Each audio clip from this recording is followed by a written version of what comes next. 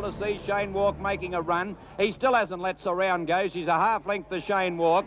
Ashbar pulling out from Grand Supreme. Now Trevina shakes Surround up. She's shot away 2 in front. In second place, Shane Walk, and then Ashbar. But here it is, 10 in a row. What can you say about the Carpet Kid Surround? She's walked in. 3 lengths in front now. Ashbar and Shane Walk battle it out for the minors. Throughout the history of thoroughbred horse racing, there are many examples of the bond between a horse and a jockey, but none stronger than the bond between Alan Trevina and the Great Surround. See, I had an added advantage too. Before Surround came along, I rode a lot of horses that turned out to be champions. So I had a bit of a feeling what an extra special horse was like. But once you get that feeling, it is just another thing you cannot describe to anybody. I've never ridden one like. I've ridden some very good horses since Surround. I rode very good horses before Surround, even champion horses, but she was extra special to me because she was my horse. Now Trevina says go. The filly moves up to the mare. Surround put her head in front, and here it is. 9 in a row now for Surround. She's coming away, and the mighty filly won at 1.25 lengths to how now. 2.5. The story started when Jeff Murphy, that astute judge of horseflesh, spotted Surround as a weanling at Patrick Hogan's Cambridge stud in New Zealand. I said, let's go out in the paddock and look at the weanlings. So we looked at a few, and I said, what's that grey one over there? And he said, you don't want to do this back of his knees and this and that. And so I said, I like it. So we walked over and I said, I'll take it. He said, Bart was here yesterday, he didn't like it. But I said, yeah, but Bart liked it. I like it. And so next year I went back and she'd grown and lovely filly, and so just throw her straight in the plane if you don't mind. And it turned out to be Surround, so it was a good selection. When she first started, she didn't really impress me as much better than just a horse. And I remember a nice little grey filly that was a little bit immature. Used to ride a track work every morning and didn't think anything special of her. Alan remembers his first win on Surround. It was a 900-metre race. She drew barrier 17, extreme outside of the field. She began very, very quickly, and inside 1 furlong, she's on the fence and leading, and she won very, very comfortably. She was sort of an immature little filly that showed a bit of potential. Like she had one at Caulfield, and Sandown win, a bit disappointing, but she was probably a little bit shin sore or something on the day when Trixie Lass, I think, just beat her. She just beat Trixie Lass, and I was very disappointed in the run because I thought she'd win by 100 yards. And she had to really fight to win, and she won. So Jeff's got to have to take immature type horses to Queensland because over the winter it just works wonders on them. Then Murphy brought her back and gave her that now well-documented barrier trial at Cranbourne. Before that barrier trial, we had another filly in the stable called Savoir. And Savoir was probably the unluckiest 3-year-old, been around for a long, long time because she had Surround as a stablemate. But on that particular day, I rode Savoir in an earlier trial, and she trialled particularly well and won the trial. And then the following trial, I rode Surround, and like I said, I just thought she was a handy filly, good filly. And never, ever in my life, anywhere even till today, have I ever rode a horse that has won anything any easier. She just stepped out. She never got out of first gear. She won the barrier trial in unbelievably easy fashion, and all of a sudden I woke. There's something special underneath me. After that trial, she won at Moonee Valley before lining up in the Ascot Vale Stakes against the country's best 3-year-olds.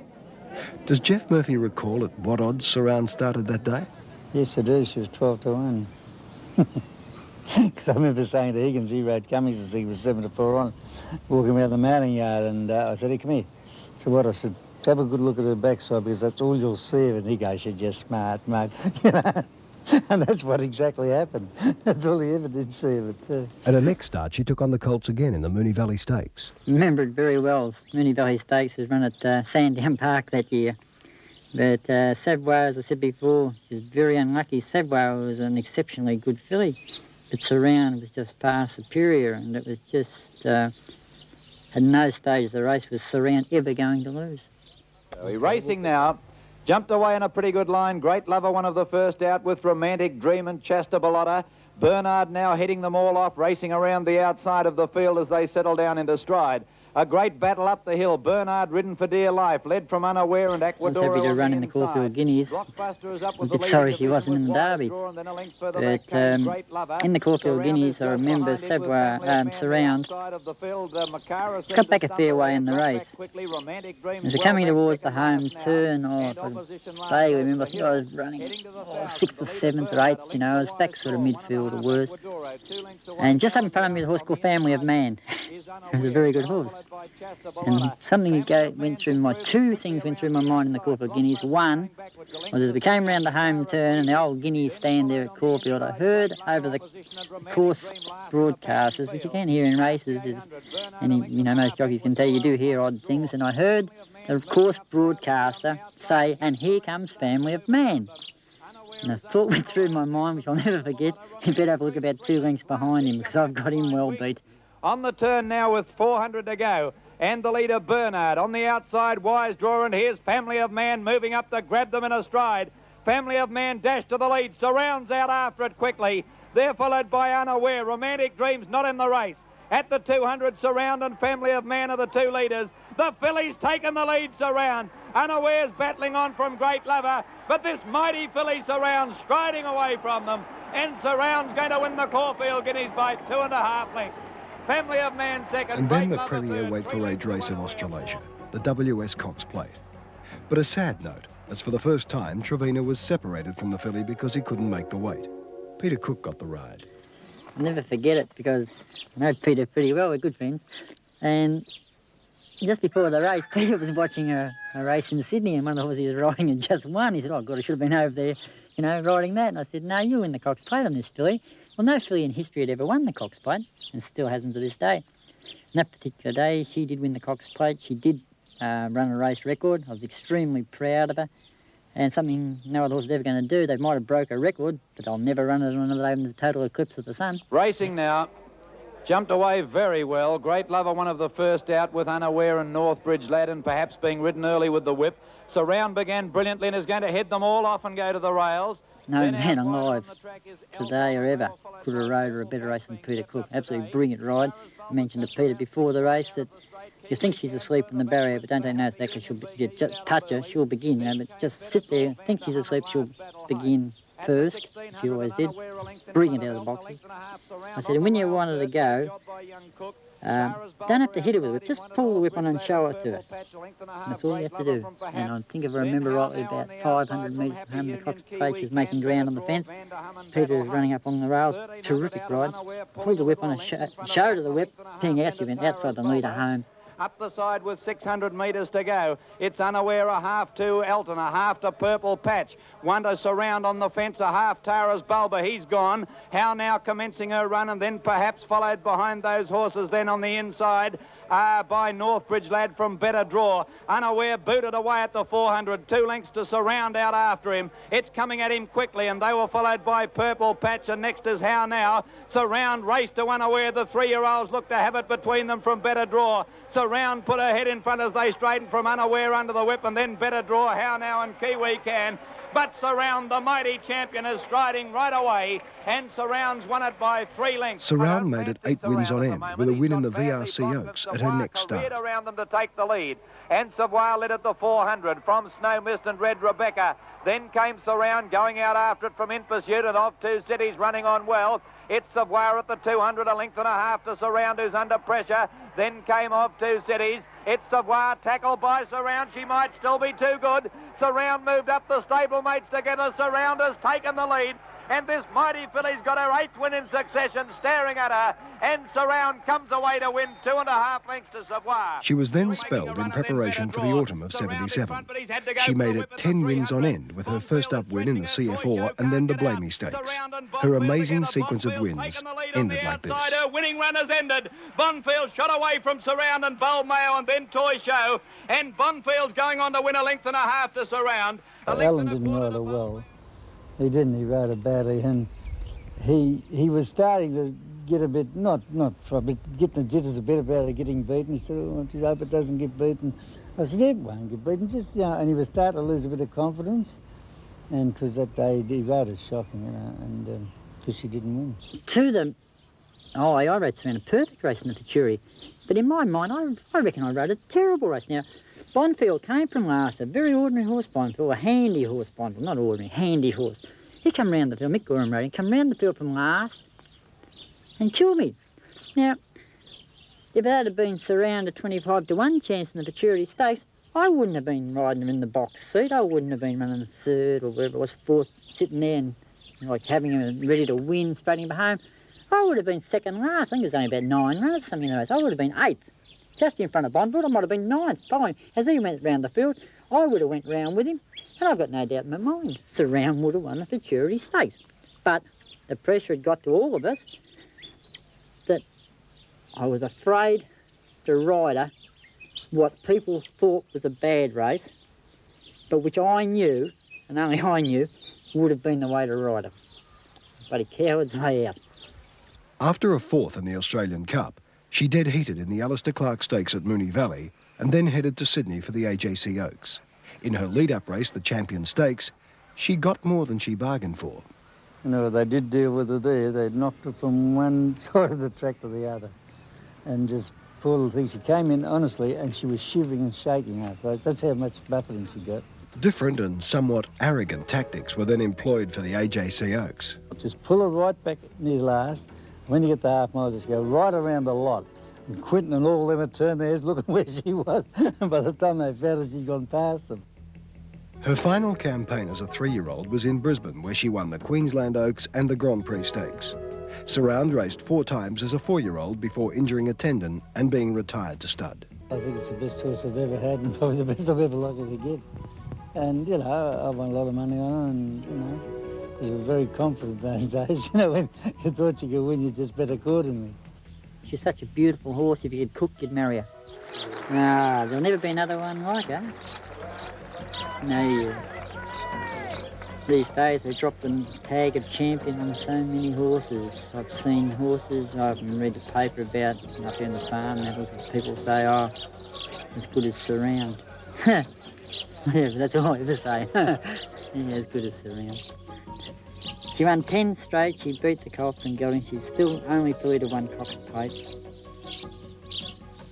To me, she's always going to be something extra special to me, and oh gee, I loved it. But, you know, all good things come to an end. Now Trevina shakes the round up. She shot away 2 in front.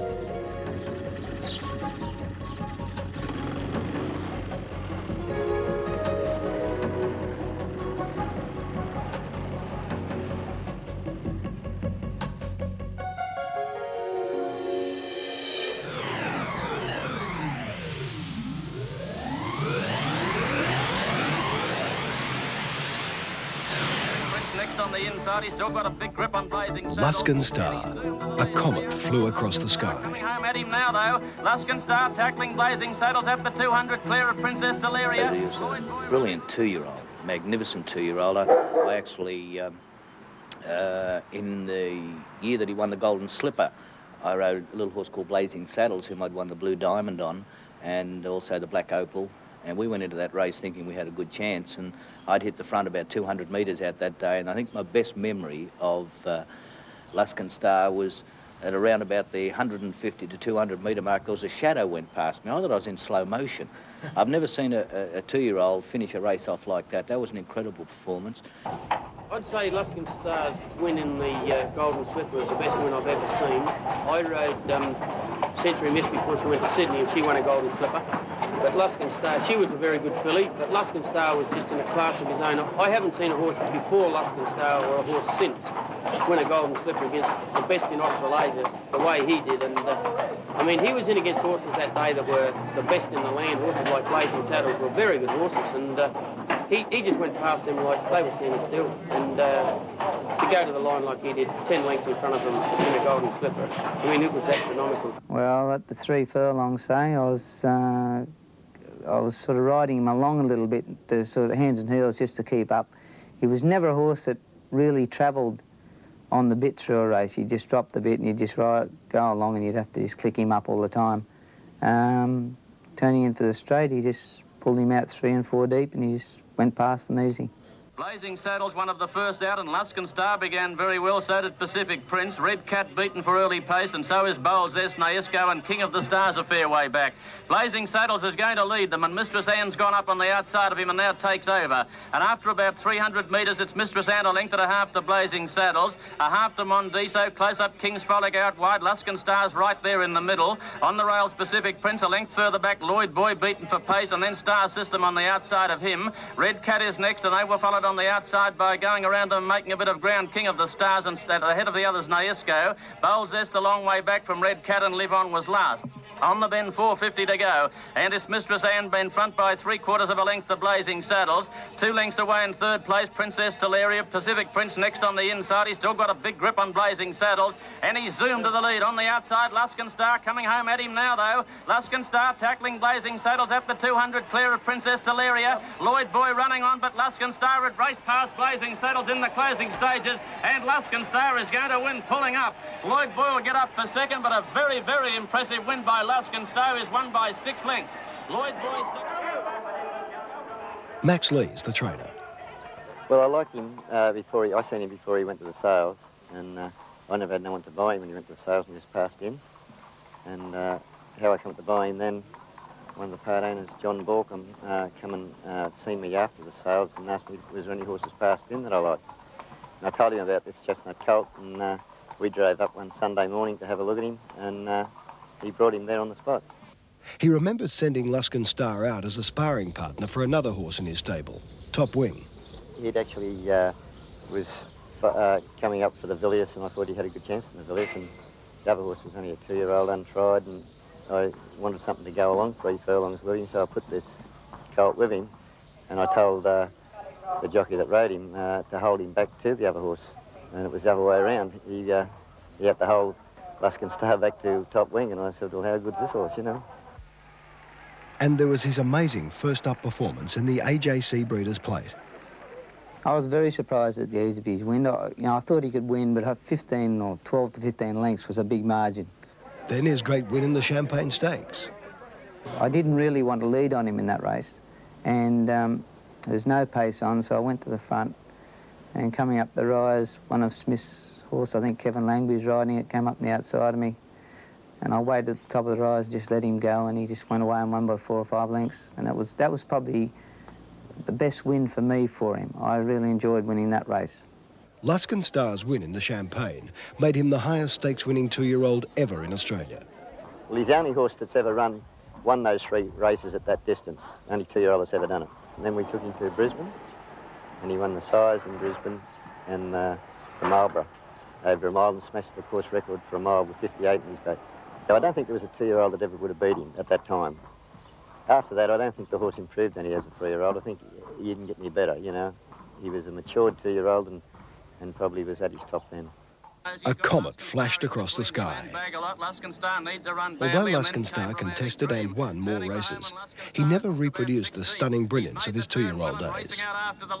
He began his 3-year-old career in the Canterbury Stakes and was an unlucky second to Romantic Dream. Luskin Star stretching out. Now he flattened to Raise Your Glass. It's blue. It's coming to the line. Luskin Star just in front of Romantic Dream. Nothing in it. Head and head they go, and it's near enough to a dead heat. He then won the Cameron Quality at Newcastle with John Letts in the saddle, and came to Melbourne for the Caulfield Guineas with Roy Higgins in the aboard. straight, guns away the leader. Higgins has got a run on Luskin Star. Out wider is Princess Teleria, but Luskin Star raced to the lead with 200 to go. He's just in front now, but drawing away from Princess Teleria and guns away. And the champ from Newcastle, a length and a half in front. Princess Teleria coming at him. Luskin Star's going to win it. He's not getting away, but he's won it a half length to Princess Teleria. But his next start, he lined up in the Cox Plate.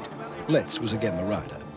You know, come to the turn, he'd travel well in the run, but at the turn he just couldn't get the distance, but he was an out-and-out champion, he was.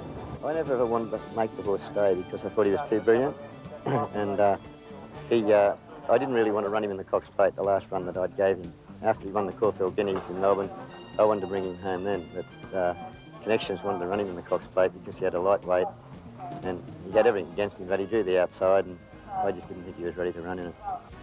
Soon after the Cox Plate, Luskin Star was sold to a syndicate headed by international owner Robert Sangster and was transferred to Bart Cummings. Yeah, well, I knew once they brought the horse, but I wasn't going to get the horse to train then. I knew he was going to go somewhere else. And I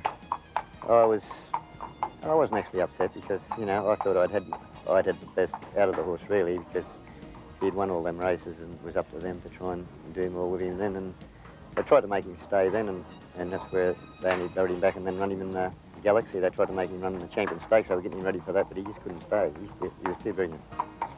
He had 4 starts for Cummings, winning 3, the Expressway, Far Lap and Galaxy Stakes in the autumn of '78, and was then retired to stud. A comet flashed across the sky, and the memory will never leave us.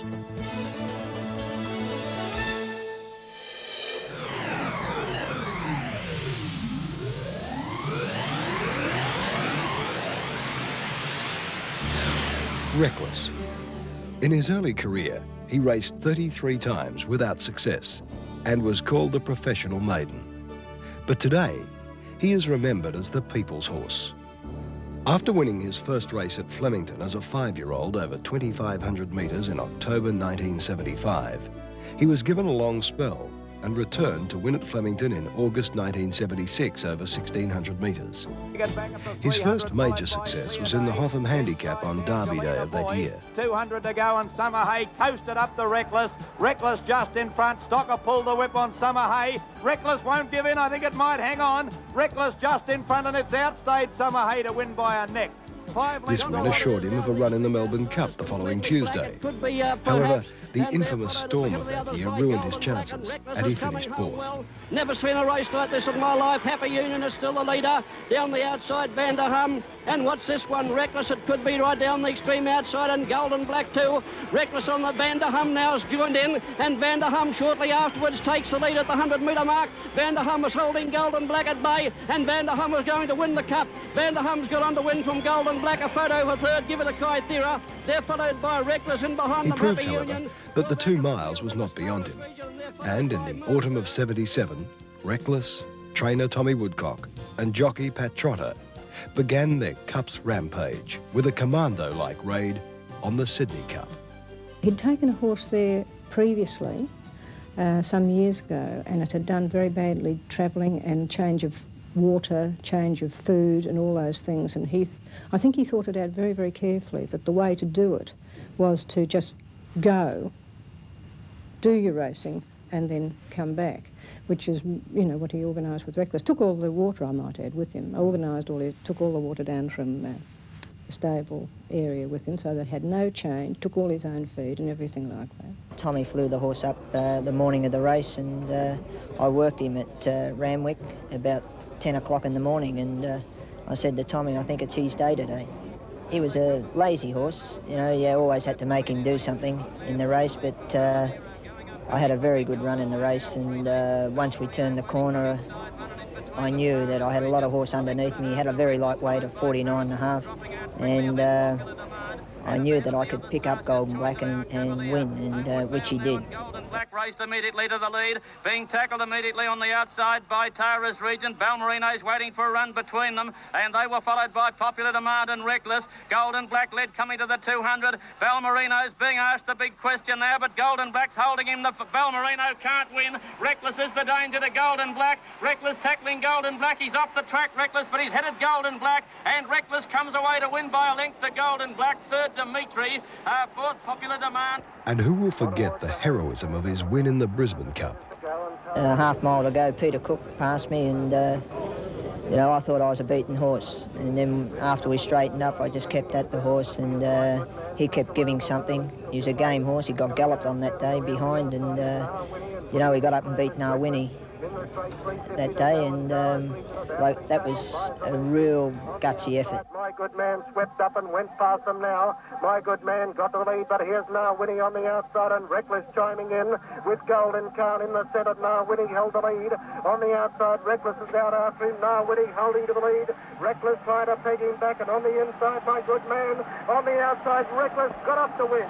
From Narwini, and my good man, what a finish. Tommy said at that time he'd never seen a horse carry an injury as high as that and continue on. And he was pouring blood when he came back, you know, to the mounting yard. In fact, Tommy didn't wait for anybody or anything, you know, presentations or anything. He and the horse disappeared, gone. he was very concerned about him, and he carried that scar right to his death. And, of course, there was the Adelaide Cup. When he arrived in Adelaide, Tommy noticed that he was having a hoof problem, and he had an attack of thrush in the hoof, and he was concerned about it. So he actually managed to win the Adelaide Cup with 3 good legs and 1 a bit doubtful, or 1 good foot, 1 not good foot. Winning the Sydney, Brisbane and Adelaide Cups in the one year had never been done before or since. But then, on the first Tuesday of November 1977, the Cup all Australia wanted him to win. Tommy was giving children rides on his back and around the back of it. It was quite, it was a bit like when I went to Epsom, you know, almost expected the gypsies to appear, and it was a very carnival, relaxed, happy time. I couldn't say that there was any pressure or tension around the Reckless stall at all. It just wasn't. They're racing. A perfect dispatch too. Wave King on the inside. Jumped out well with Grey Affair. Hyperno got out smartly. Just behind them, Happy Union getting up into a handy position, and they were being followed by Valadero, and further out on the track is Sir Serena. Major Tiller's very prominent just in behind them, followed by Masuk, and Ming Dynasty is going up on the outside, followed by Family of Man. Salamander trying to get across, and just in behind them came Gold Pulse, and they're followed by Shaitan, and Brelos is last, racing down towards the 400 in the straight the first time, and Unaware on the outside has moved up to be one of the leaders with Hyperno. Major Tiller's close handy, and down the outside is Salamander up there with them 4 deep, a length further back over on the inside. At the head of the others came Wave King, Ming Dynasty over on the fence just behind them, going forward quickly there with Sir Serene, and they were followed by Grey Affair in a packed field as they raced down towards the judge with just over a lap to go. Vacuum on the outside and where the rails together, about a half length to Salamander, followed by Hyperno on the inside of Major Till, a length and a half to Happy Union. They're followed by Wave King on the inside. Ming Dynasty is further back, a length and a half. Sir Serena, they're followed by Beau's Demand as they go to the straight back on the rails. Grey Affair, a length to Family of Man. Back on the inside came Peatkin on the inside of Reckless, a length and a half to Gold Pulse. Golden Black as well back in the field, followed by Trockeye, and then came Shaitan. Brelos about 4th last on the outside of Yashmak, followed next to last by Royal Cadenza, and last year's winner Vanderham is back at the tail of the field. Along the back they travel up past Chiquita Lodger, and it's a race of changes now where Sir Serena's dashed to the lead in the Cup. It's Sir Serene the leader, about a length in advance of Major Tilda. On the outside of Happy Union, a length and a half to Vacuum, followed by Hyper. 200 metres out, I was going to win the race. I raced up inside Golden Black, and then the pressure started to tell. He was wanting to get in a little bit, and you know, Golden Black on the day was just too good for him. But you know, I was very disappointed because I did think the horse could win, and I think all of Australia thought the same thing. But you know, I never lost any. I wasn't disappointed in the horse at all. He'd give his best, and on the day, Golden Black was just too good. 500 metres left to go now, and down on the inside, Hyperno's dashed to the lead. Hyperno's got a glorious run on the inside to go up and take the lead. It's clear from Major Till down the outside. Family of Man there, followed by Unaware. Golden Black is finishing very fast out deep on the track, and so is Reckless. Coming down with about 250 to go, and Hyperno about to be tackled by Golden Black. Golden Black on the outside has got to the front. Reckless is coming after it. Golden Black in front, 100 to go from Reckless, joining in. Golden Black tackled by Reckless on the inside. Golden Black the outer, Reckless the rails. Golden Black just in front. Golden Black will win the Cup. Golden Black has won it. I felt all right. I thought old Reckless was going to go all right. The track was good. And, you know, I had great hopes with him because I used to space his races about, you know, 3 or 4 weeks before. And he was working all right, but, you know, on the day, I suppose the best horse beat him on the day, but he didn't disgrace himself, that old Reckless, did he? To see all the people come round after he got beat even and gave him 3 cheers, well, that was nearly as good as winning the Melbourne Cup to me, you know that? But what of this man, this legend, Tommy Woodcock? What does he say about this other famous horse in his life? He was a special old horse. He just put me in mind of old Farlap. He used to do a lot of things old Farlap used to do. Reckless, he's a very kind, quiet horse. And truly speaking, I had a terrible lot of enjoyment out of Reckless. You know, people coming, the little kids, he wanted to ride on him, you know. And he was that kind of horse, you could put 4 or 5 little kids on his back at once. And at Moonee Valley there one day, it was that many people round him at Mooney Valley, and the poor old fellow used to look around and wouldn't dare to move for he might tread on one. And they were pulling his tail, they was under his belly, they was everywhere. Because Reckless was a 6-year-old stallion, and it's unbelievable what sort of nature that horse had. Always had something in my mind that he could be all right, you know. And I liked him that much, and several wanted, Jack Winder wanted to buy him to take him to New Zealand and make a steeplechaser out of him. And I said, not in your life. I said, you won't buy him, I'm going to buy him myself. And to do that to him, so anyhow, he was always a big fat robot sort of horse. And I said to Mrs. Godfrey, we'll turn him out.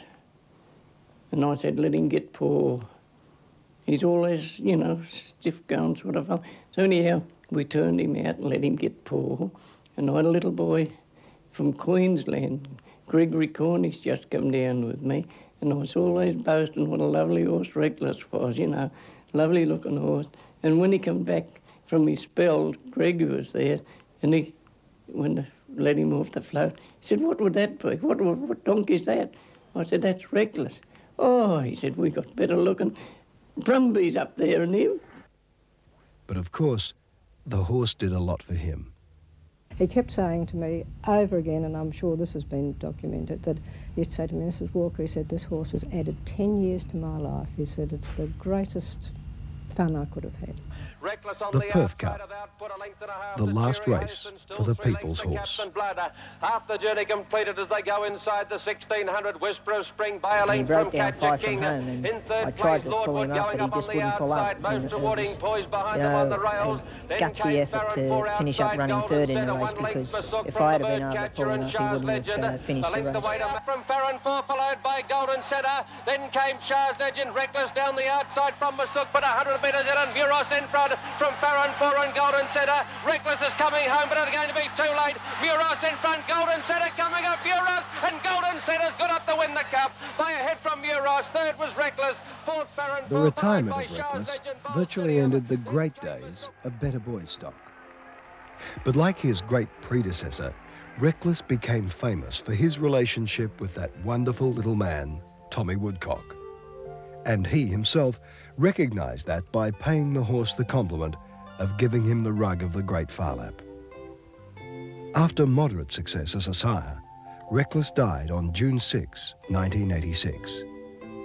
To quote age journalist Tony Kennedy, the only other racehorse I can recall having similar public appeal was the champion mare Tranquil Star in the early 1940s. Many horses have captured the public's imagination, none more than Tulloch and Burnborough since World War II. But not since Tranquil Star has a great horse's nature gripped the public more than Reckless.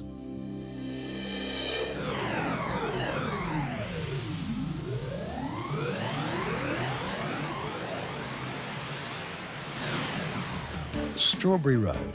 The very name suggests a journey to the end of the rainbow. And for some schoolmates who bred the son of Whiskey Road from a mare they purchased for $3,000, it certainly was. Strawberry Road. Not a pretty horse, but an impressive dark bay with a flowing black mane and legs of steel. Trainer Doug Bagur and Strawberry Road first came to notice in August '82 when the 3-year-old burst onto the scene in a maiden win at Eagle Farm. Strawberry Road forward on, drifted out to the centre, but he's the leader from Chief Mate. Strawberry Road going strongly to the line, and Strawberry Road won the money. Strawberry Road's 3-year-old campaign in Sydney started badly in the Hobartville Stakes. Third on the fence, Tristram Lad. Kiamare on the outside, fourth. But this all changed in the Rosehill Guineas, with Mick Dittman aboard. Full bore now, 2.5 lengths away. Third is Tristram Lad. Mr. Jazz followed then by Kiamare, and Veloso a good way back, but coming to the 200, the Queenslander giving a great sight. Strawberry Road. He kicked, and Strawberry Road's about 2 lengths clear on Mr. Maggette, making no headway. A good gap Veloso followed by Mr. Jazz, and then Tristram Lad, but it's a banana land Rosehill Guineas. Strawberry Road, he's much too good. His next start, the AJC Derby.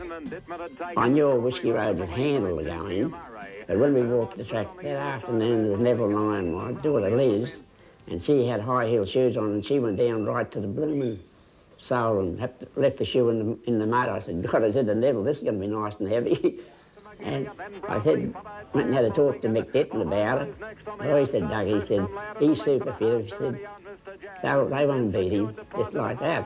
Well, I said, as long as you're happy, Mick, that suits me. Around the corner now, and it's Strawberry Road by about 3/4 of a length on Kiamare. A length of Veloso pops a question, and about 3 or 4 then to Mr. McGinty. On top of the horizon, the Queenslander Strawberry Road. He's a length and a half Veloso and 2 1/2 to Kiamare. But Strawberry Road, he's going great guns. Veloso making no impression on him, and the Queensland combination of L.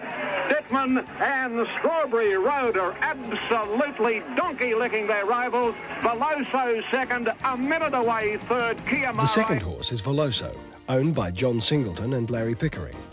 As Singleton said later, but for Strawberry Road, he would have won the Derby by 16 lengths. A fact he was to remember when he subsequently bought a share in the champion. He returned to Queensland to pick up the Queensland Derby and the Horse of the Year award. He then campaigned in Melbourne in the spring of '83 for what proved to be the climax of his Australian career. His first start there was the Freeway Stakes. Strawberry Road joined by Toy Pindari on the corner. A length away, Red Tempo's coming hard, and then in the slot, Brummel Who. It's Toy Pindari and Strawberry Road into the straight. A length to Red Tempo. Strawberry Road a neck in front of Toy Pindari. He's drawn a half clear now. Red Tempo on the outside coming out after him, but Strawberry Road in front. Red Tempo trying hard, but Strawberry Road, he's a champ. Wins at a length and a half, Red Tempo, a great run. After suffering defeat at the hands of Red Tempo in the Memsie Stakes, he had his revenge in the Centennial. Round the 800 corner, Belsier Boy, a neck to Cossack Prince, 2 lengths to Strawberry Road. Red Tempo, Thompson's going to try and put Dittman in a pocket here. Can he do it? Then 2 lengths away, Bin Binger and Wholesome. Coming by the 600, Dittman's awake. He pulls out 3 deep. Cossack Prince beat Belsier Boy off, and now Strawberry Road 3 deep. And on the outside, Red Tempo 4 deep, challenge the leaders. Strawberry Road and Red Tempo have gone to the front at the 500 from Cossack Prince, 3 lengths to Wholesome. It's Red Tempo the outer, Strawberry Road the inner, kicking away. They've got a 3 lengths break on Cossack Prince and Wholesome. Each horse going as well as the other. Strawberry Road and Red Tempo turn together. Nothing in it. 3 lengths Cossack Prince. Thompson now about to go for the whip on Red Tempo. Strawberry Road ahead in front. Red Tempo trying to get to him, but Strawberry Road's doing a little bit better. And it's a $500,000 up for Strawberry Road. He comes away from Red Tempo. Wins a length and a half. Cossack Prince third.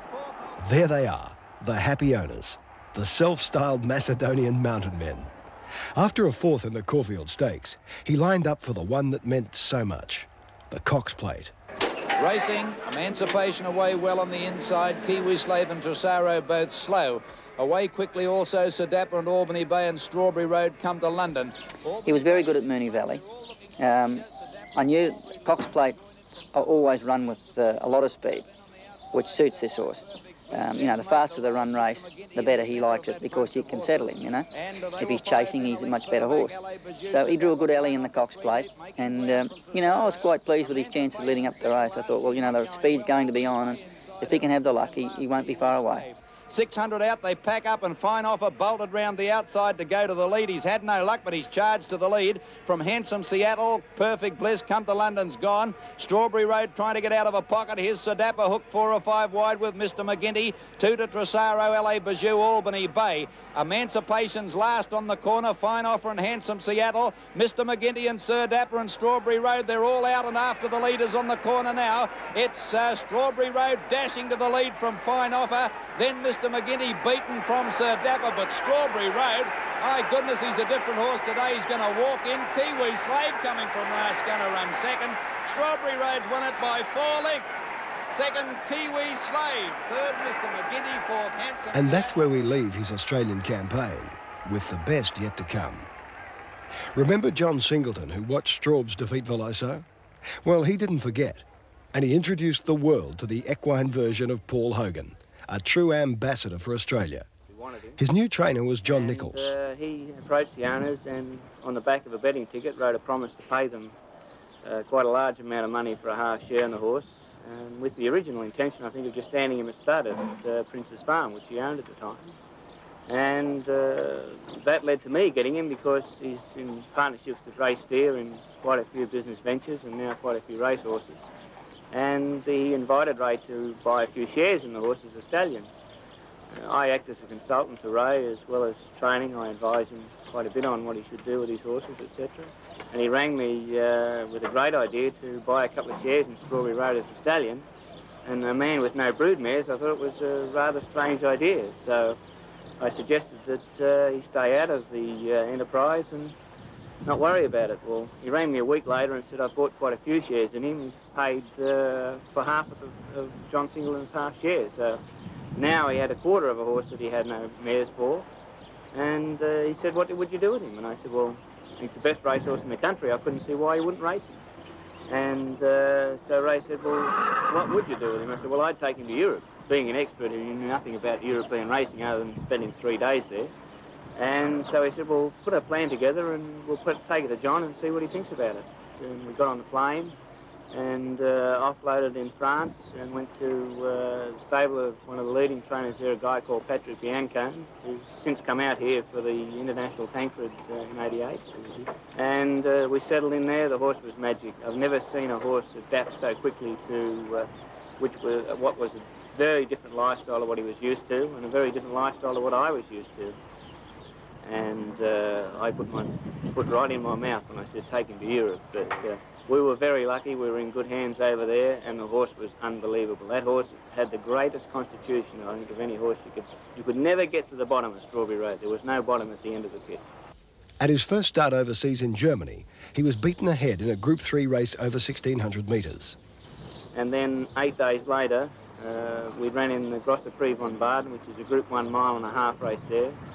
And it attracts horses from England, Italy, France, horses that are leading up to the Ark. It's a race that does lead into the Ark. And he was magnificent, absolutely magnificent horse. He was ridden by Brent Thompson, who replaced the injured Lester Piggott. Lester was very keen to ride the horse, but he'd fallen off 2 weeks earlier and couldn't get a medical clearance in time to ride him. So fortunately, we were able to get Brent. And he rode him a superb race. My opinion of the horse, and I mean an unbiased opinion, which I suppose it can't be, but the horse had one of the greatest constitutions I think you'd find in an athlete. You look through his record here, he'd raced in tough company, in the best company all the time and performed well. He'd won the best races and won them easily. He was he came to a time at the end of a long campaign and only had 4 weeks break when I put him on the plane to go overseas. It's a thing that has only been done once or twice, and it takes a super horse to go through 7 months of different water, different feed, different routine, and world-class competition and still come out on top. And if you go anywhere in the world today, in racing centres like Chantilly or Newmarket or Santa Anita or Hollywood Park, and mention the name Strawberry Road or that you're from Australia, the first thing they'll say to you is, oh, Strawberry Road. So he left his mark wherever he went. Strawberry Road ended his career overseas as the highest stakes-earning male ever to race in Europe to that time, with in excess of $2.2 million. His best performances included a second to the champion mare Pebbles in the Breeders' Cup Turf, and an unlucky third in the Washington International. During his overseas campaign, he was sold again and finished his career racing in the colours of international aviation billionaire Alan Paulson. Strawberry Road now stands at stud in Kentucky.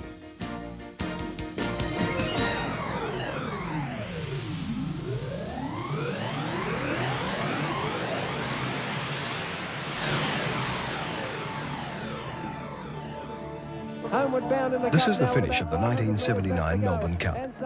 To study a horse by commencing with his death seems strange, until you know the horse is Dulcify.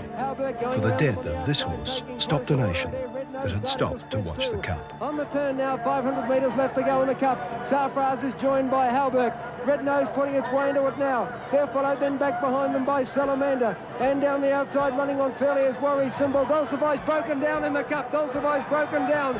300 metres left to go. Here's a real charge now. Halberg just in front of Red Nose. Salamander getting through near the inside and Hyperno out wider. There's 5 in line.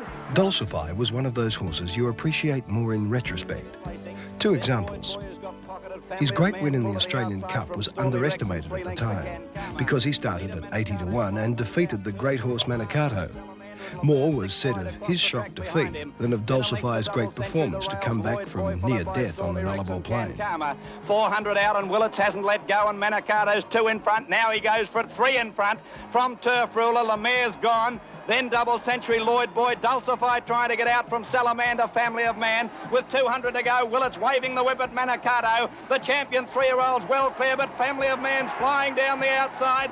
Manicado stopping, and Dulcify will beat them.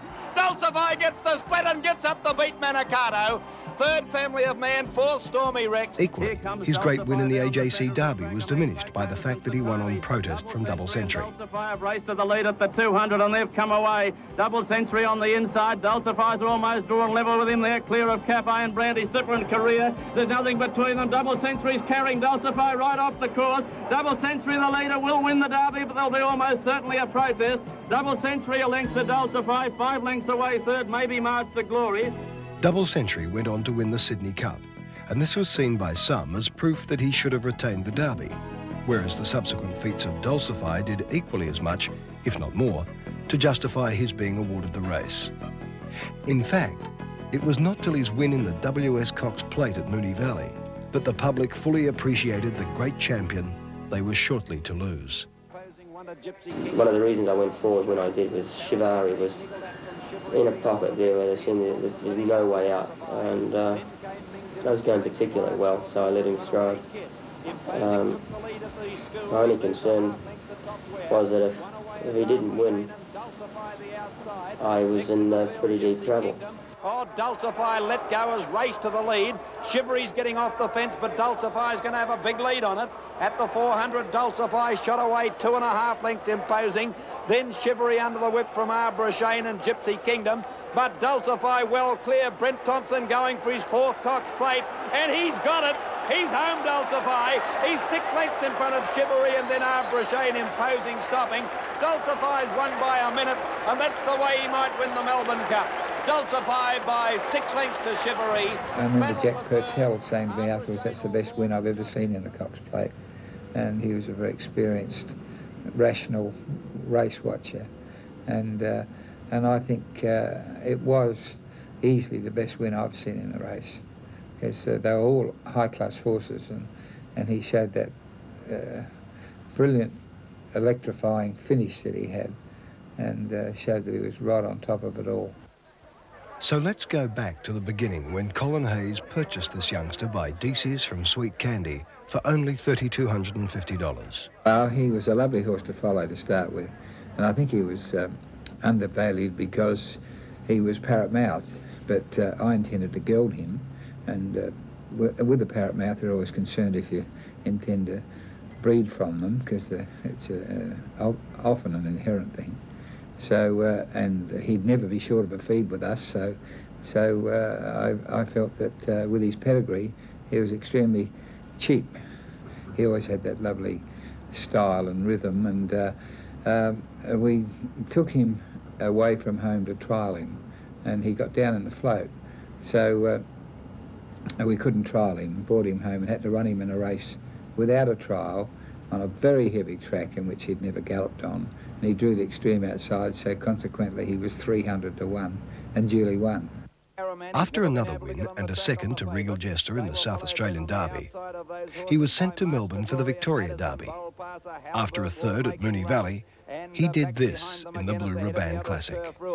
Into the straight they race now, and Justice Steele came out and whacked the favourite Caraman, but Caraman and Howberk immediately swept past it to take the lead. Turf behind them, Turf Ruler, and then with Trust and Bowl Passer. It's Howberk and Caraman together at the 300 from Justice Steele. Turf Ruler coming at them. Higgins goes for the whip. Caraman takes the lead. He draws a length in front, and Dulcify is going to be the danger.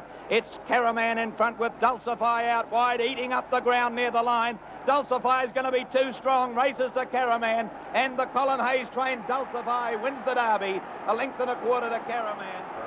Following the Derby, Dulcify headed to Western Australia, and after an unsuccessful try at the Western Australian Derby on Boxing Day 1978, his return trip for a spell proved to be a traumatic experience. He got very claustrophobic and hated aeroplanes, and so we decided we'd bring him home by road. And Terry Ryan was looking after him, who's now training in Sydney. And Terry's a very sound, sensible person who's a very good horseman. And coming home, the float broke down. So he was in 40-degree heat in a Nullarbor, and Terry hitched a ride into nearest town, borrowed a utility and trailer and float, two-horse float, came back, picked him up and took him into a place called Sejuna and stood him in the sea and splashed water over him until the float could get going and come and pick him up. And then that horse, he travelled him home, and we rested him till the autumn, and he came back a champion.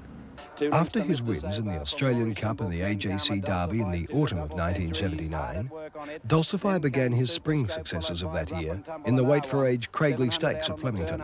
Nicolaus drew away by 2 lengths to Luckruna now. Abrashane getting out to go out after it. Marjolio looking for a run on the fence from Valley of Georgia. Superscope hanging. Mr. Sobar trying to get out.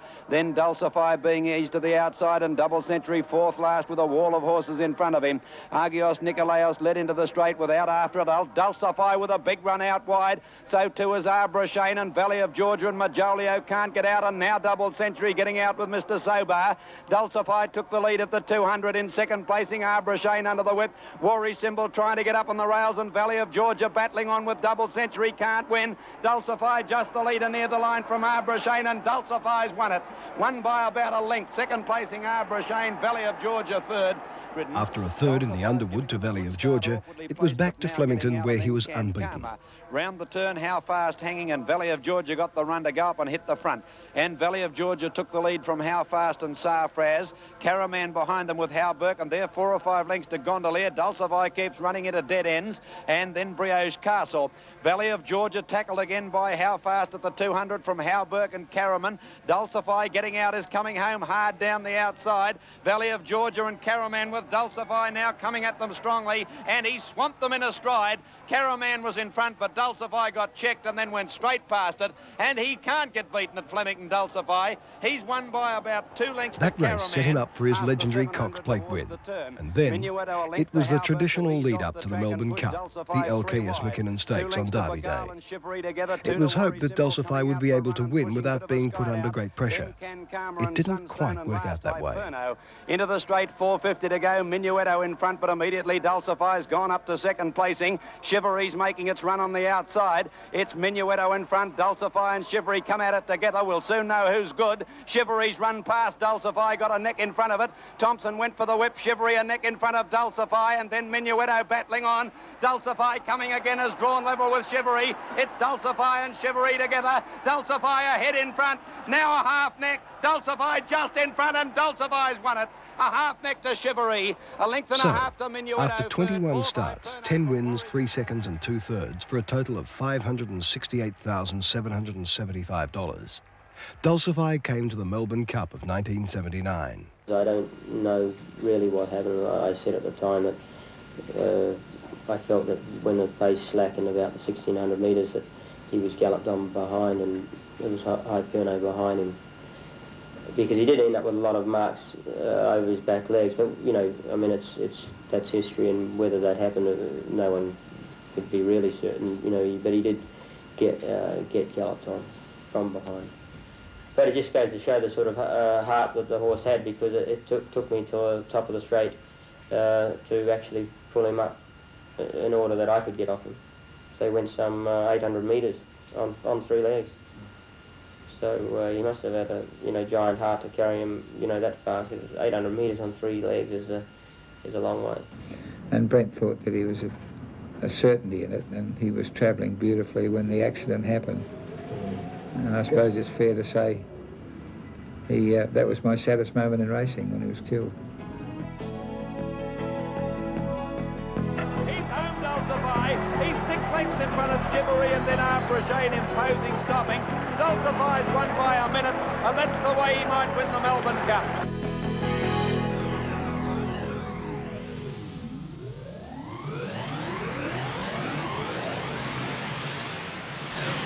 Valley Bay and Spirit of Kingston, but go Red, and look at him go. Red Anchor racing away. 4, 5, 6 in front of National Gallery. Then Clovelly Bay and Gold Deck. But Little Red Anchor's going to trot in the Derby. Wins pulling up by 4.5 lengths to National Gallery. We can only reflect on what might have been. But let's go back to the beginning before we examine whether the right decisions were made with this great champion. John Giganti, one of the original group of owners. Long story. I was getting out of horses. It was around October 1983. And I was almost getting out. I'd had enough after 10 years. Then Paul Sutherland phoned me. I was having lunch just down the road here at an Italian restaurant. He said, come down and look at this horse. I've got something to show you. So I said no. The following day I went down anyway. I was going to Rose Hill, so I popped in. And he showed me Red Anchor and a horse called Regal Coronet, the vice-regal horse. And the long and the short of all was, he said, this thing will win the first day I put him down.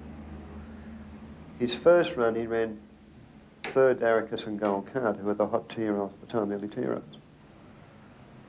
So anyway, after much discussion, he said, I want 30,000 for it. I said, I'll give you 3,000 option to purchase. I'm going away in December.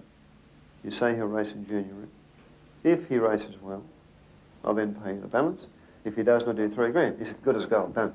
After this unusual transaction, Red Anchor raced and won at Randwick at his third start over 1,200 metres. 3 months later, he went into the Pango Pango Stakes, where he ran second to Inspired, and followed that with a second in the AJC Sires to Victory Prince.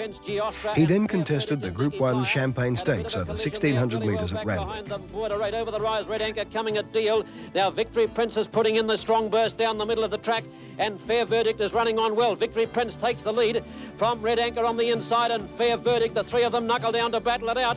Victory Prince coming at Red Anchor and Fair Verdict on the outside, hammer and tongs. Red Anchor kicked again and won the Champagne. At his next start, he won the QTC Sires Produce, and that's when the controversy began.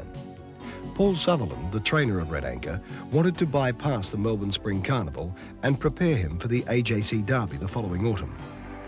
Sutherland is quoted as saying, he was still immature and growing at the completion of his 2-year-old season, and I wanted to give him time to develop. He was a heavily built horse with flat heels, and I felt a Melbourne campaign would put a lot of pressure on his legs and lead to fetlock and tendon troubles. I thought he's just starting to come good. I thought I think it was the ideal, plus that, to me, was the ideal carnival. To leave a horse in a paddock for that period of time is not going to do him any good. The horse did not have a physical problem. The decision to go to Melbourne paid dividends. Bill Collins' Australasian Racing Year video paid tribute to Red Anchor's spring this way. There is no getting away from the fact that the 1984-85 racing season belonged to one horse, the mighty Red Anchor. This powerful chestnut colt, who was one of Australia's best 2-year-olds the previous season, blossomed into the undisputed Horse of the Year with 6 easy wins from his only 6 appearances. From 1,200 to 2,500 metres, from his own age group to Wait for Age Company, Red Anchor was supreme. His first outing for the spring was in the Roman Consul Stakes at Randwick on September 1. The race had a special significance because it was the colt's first start since being transferred to Tommy Smith, and his clash was to be with Royal Troubadour, trained by Paul Sutherland, who had prepared Red Anchor the previous season. By Red Anchor on the outside as they swing into the straight, and Red Anchor went to the lead at the foot of the rise from Royal Troubadour. They've kicked away from Skydrop. They're followed then by Movie Maker under the whip. Inspired is giving them a long start and is under the whip, and Deal is putting in a run. But it's Red Anchor now being taken on again by Royal Troubadour. But Red Anchor's about a neck, now a half length in front at the 50, and Red Anchor's in front of Royal Troubadour and will win.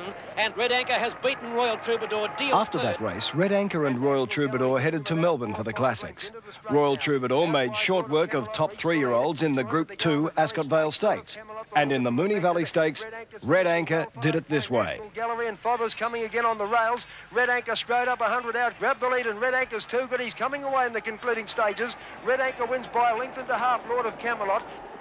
The Moonee Valley Stakes was the first of the tricks because A, it was the valley, B, he's the type of horse that I didn't think would suit a tight turning track. And then the Kiwis were spruiking Fothers how clever it was, and it was a hot 2-year-old, and probably why they bet 3-1. So we did have a bit of a crack at that day. Probably the best price he's ever been. And won. And that delighted that he won. I mean, Mick didn't come down to ride the horse because he didn't think he'd win either. So Gary Willits rode the horse. National Gallery easing back. Away they go. Jumped away pretty well. Red Anchor and Star Pyramid first out from Brave Salute. Gary Willits had the Moonee Valley Stakes mount, but at Caulfield on Guineas Day, Mick Dittman was back in town. Punters and bookmakers agreed that Red Anchor looked a class above his fellow three-year-olds, and accordingly, the colt was sent out an even money favourite for the Group 1 Caulfield Guineas. Past the 600 near the corner. Just a perfect racehorse. He'd do nothing wrong. You know, you could just about let him go around the race on his own. He didn't need a jockey. He'd sit back and settle. He'd always, if he was in a 6-furlong race, he'd be travelling the same as if he was in a mile-and-a-half race. Red Anchor got the run and hit the front on the corner. Red Anchor dashed to the lead from Star Pyramid. Fothers getting out from Street Cafe. They're followed by on the outside Brave Salute, but Red Anchor Dittman went for home. He shot 2 in front of the 200 from Star Pyramid, getting out Lord of Camelot and then Street Cafe. But Red Anchor's going to walk in, scores by 4 lengths. Second, Lord of Camelot, Spirit of Kingston up for third. And the last horse to win the Moonee Valley Stakes, Caulfield Guineas and Cox Plate in the one season was the mighty Surround in 1976.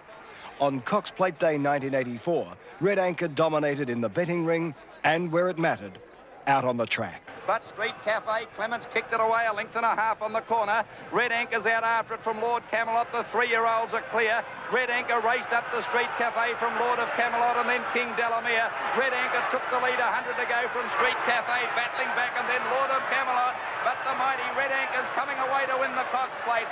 Scores by 1 length from Street Cafe. Then to the Victoria Derby to do what no other horse had done before, win the Caulfield Guineas, Cox Plate and Derby Treble. 400 to go. Gold Deck and Colenso with Red Anchor about to tackle them and quickly grabbed them and took the lead. Red Anchor's in front. National Gallery's the challenger. He's had to go for the whip on National Gallery, though. Then came Clovelly Bay and Spirit of Kingston. But go, Red, and look at him go. Red Anchor racing away. 4, 5, 6 in front of National Gallery. Then Clovelly Bay and Gold Deck. But little Red Anchor's going to trot in the Derby. Wins pulling up by 4.5 lengths to National Gallery. To me, he did everything for me, I must admit. I mean, to me, racing, if they said every year for 15 or 20 years, if you ever had to win a race in Australia, what would you like to win? And I used to say the VRC Derby. Not the AJC Derby, or the Cox Plate, or a Melbourne Cup, or a Slipper. The VRC Derby, to me, epitomises racing. Red Anchor returned to racing in the autumn of '85, winning the Apollo Stakes at his only start. Red Anchor takes the lead down to the 200. The rider flicking on the shoulder with the whip. Lecasier is coming at Red Anchor, but Red Anchor's doing it well with about 100 to go. Lecasier can't make up the ground, and Red Anchor is extending the stride to win it by 2 lengths. Suspensory ligament problems then forced his premature retirement from racing, and he took up stud duties at the famous Barramel Stud. Who was right? We'll never know. But it soon became clear that it would have been a formality for him to pass the $1 million barrier over the AJC Autumn Carnival, as the filly, Spirit of Kingston, who he beat in their 2 clashes, won the Canterbury and Rosehill Guineas, and the filly Placid Ark won the Derby. Red Anchor. What might have been.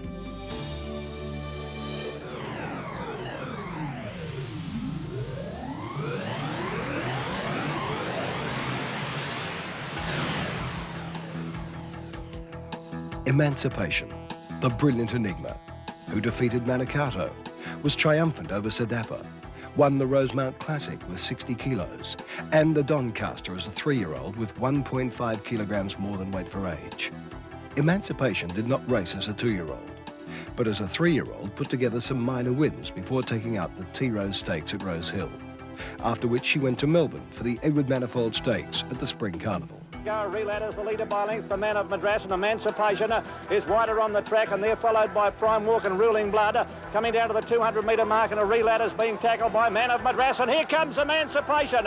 Emancipation moving up on the outside to tackle Man of Madras and a Relad. Emancipation on the outside, Man of Madras, Emancipation doing too well, and Emancipation coming on for a strong win. After also winning the Carbine Club Stakes at Flemington, she returned to Sydney for the autumn of 1983. After winning the Canterbury Stakes, she was set for the first of her Group 1 wins. Very quickly, Emancipation is winding up. She's coming after Manny. Emancipation, the 3-year-old filly, is ranged up to the old champion. Emancipation headed Manicato. Manicato kicking again, but Emancipation is a mighty filly. Emancipation streaking away from Manicato and beat him just over 2 lengths with rear form and nose away third, and his run was big. Emancipation was now a favourite for the Doncaster. The handicapper treated her with considerable respect, giving her 1.5 kilograms overweight for age. Jockey Ron Quinton considers this her greatest victory. I suppose it probably was one of her best wins of her career, no doubt, you know, because I remember, you know, it was a big field.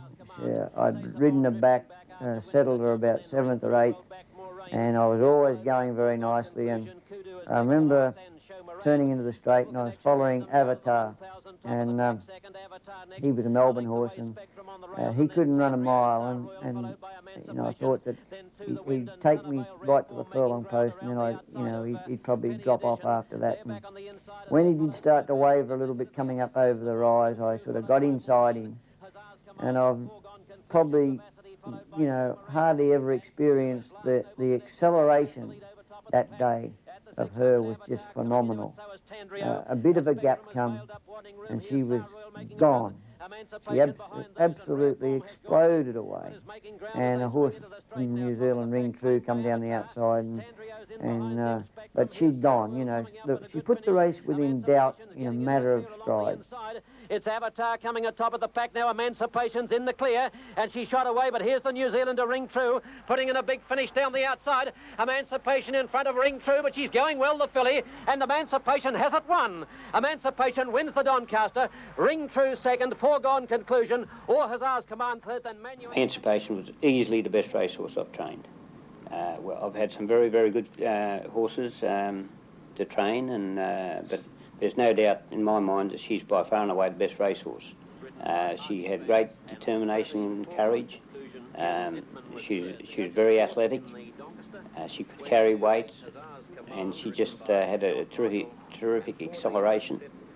She could be sort of back in the pack and just burst through the pack and go on and win, you know. And I think her great determination was her best feature. But while the lady was a champ, the champ was no lady. She was handled throughout her career by Neville Begg's son, Graham. She'd have to be probably the nastiest horse that I've ever handled. She didn't like strangers around her. My son Graham looked after her most of her racing career, and he handled her very, very well, and I'm sure without his help, you know, she would have done as well. But she's always an unusual sort of filly. She didn't like other horses around her, and you put her in a box and she'd kick the walls, and she'd kick you if she got the opportunity, or bite you. But you know, we got to know her, and I think everybody got on pretty well with her. But she didn't only bite a strapper, she could bite punters as well. She seemed to either win brilliantly or flop. For example, after winning the Edward Manifold, a fortnight later she met the same field over the same distance and finished 15th. She could be difficult to ride, you know. Sometimes she used to hang in. She wants to hang in a bit. She's on one rein, but she quickly ranges up to Kia Mare. She's hanging badly. She's laying all over Kia Mare. Kia Mare kicking again. Emancipation, and Kia Mare, by crikey, Kia Mare is fighting back. They hit the line. Goes to the lead halfway down the straight from Marquis Star. Looks like she might have want to hang a little bit under pressure, but she's too good, and Quinton eased up again. After failing in the Melbourne Spring of 1983, she never raced again in Melbourne. At her first start in the autumn of '84, she was defeated by the outstanding 3-year-old Sedapper. At her next 2 starts, she won the Apollo and Chipping Norton Stakes. Blockbuster run. Mr. McGinty claimed by Emancipation at the 100 metres. Emancipation went to the lead to hit the lead from Mr. McGinty. Tresaro flies, but the mare has just beaten Tresaro, I think. 2.5. She was then asked to carry 60 kilograms against the fillies and mares in the Rosemount Classic at Rose Hill. This race was another measure of her greatness. Field in good style. Salinas Love and White Jewel headed up for the judge clear. Use the space hook to the outside. Emancipation is trying to break out of a pocket, and she's seeing a bit of daylight now, but Lacazier went to the front. Emancipation barging through that opening now is coming at them, and here's Royal Regatta on the outside. It's Emancipation claimed by Royal Regatta, with Tempestuous running on well, but she's too good, the filly, the mare, and she's racing right away. Emancipation, Tempestuous second, Royal Regatta third. Her superiority to Sedapper was confirmed in the 1984 Rider Stakes. The rider looks confident on Emancipation as they make the turn. They're followed by Red Tempo, Sir Dapper getting up on the inside rail. Then at the head of the others, Centane and Youngblood, but Emancipation coming at Secret Romance. Sir Dapper's locked into a pocket as Red Tempo moved up on the outside of it, and Emancipation shot clear with 100 to go. Sir Dapper's giving the mare a long start. Whether he can make it or not, I don't think so. The mare's going too well, and she's home and hosed. And Emancipation wins from Sir Dapper. And in her last win, the All-Age Stakes at Randwick. Emancipation has the lead as they reach the 800 metres, slipping away a length and a half on Sir Dapper. In the second placing, 2 more lengths to Clear Gold. About a neck away is Tempestuous, who's making a little ground. And 2.5 Sovereign Chief last of all. Emancipation led Sir Dapper, who's getting a bit closer as they travel inside the 600 metres. Only a half length away, second the Colt. They're followed by Tempestuous, moving clearly into the third placing. Clear Gold is fourth, and being hard-ridden, and Sovereign Chief is last. In the straight, Sir Dapper coming at Emancipation, and soon after Sir Dapper raced to the lead. On top of the rise, Sir Dapper's in front of Emancipation, but the mare has plenty left on the inside rail, and she's kicking again. The rider feeling for the whip on Sir Dapper. Emancipation just in front, 100 out, and she's kicking away from Sir Dapper. She's got him beaten, the mare, and Emancipation strode home to win it well. Emancipation beats Sir Dapper. Clear Gold is third. She then went on to campaign unsuccessfully in Brisbane. At that stage, you know, we weren't quite sure where we were going with the mare. She was raced on lease by the Bob LaPointe syndicate, and her lease was just about due to expire, and we thought, well, if she can go to Queensland and win again up there, because she's racing right-handed, and it appeared as if she would have a chance in the races, but she certainly didn't perform up to her best, and when she was beaten there, we decided to retire her straight away. The brilliant enigma. Emancipation was voted Ansett Horse of the Year and VRC Champion Racehorse for season 1983-84. She was sold for $1 million, retired to stud, and is now a housebound matron, and very much a lady.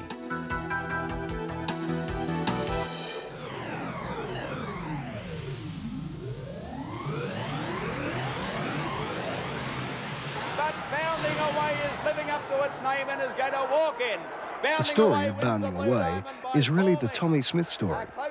TJ's daughter, Gay Waterhouse. Well, he always wanted, I suppose he always wanted to achieve different feats in racing, and when he realised that he had the filly that could do this, namely Bounding Away, it became a burning ambition that he would be able to train the winner of the Golden Slipper that he had owned and bred.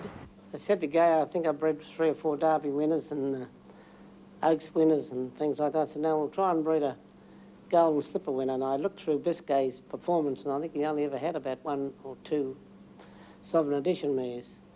So I rang David Bath. I said, look, I'll tell you what, I've got a young mare here. I want to breed a Golden Slipper winner. I'll book her to Biscay. He said, OK.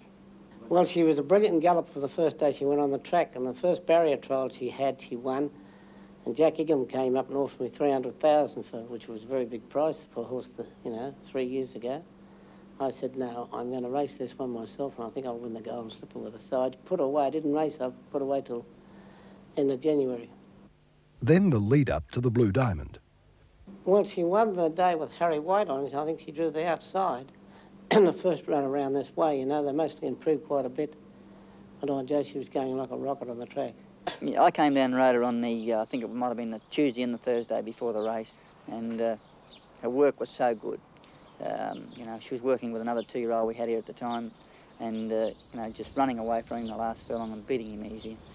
You know, she looked a great chance in the race. I was very keen on the chances leading into the Blue Diamond. I thought she'd win both races. I thought she'd win that race and the Golden Slipper just as easy.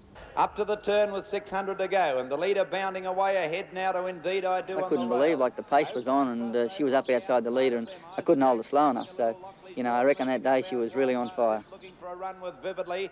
Then came Western Ace at the head of the others, and Bataan making ground out wide. Bounding Away the leader into the straight. Led from Indeed I Do. Then Opine Trust, Lockley's daughter, Bataan on the outside, but Bounding Away has kicked away.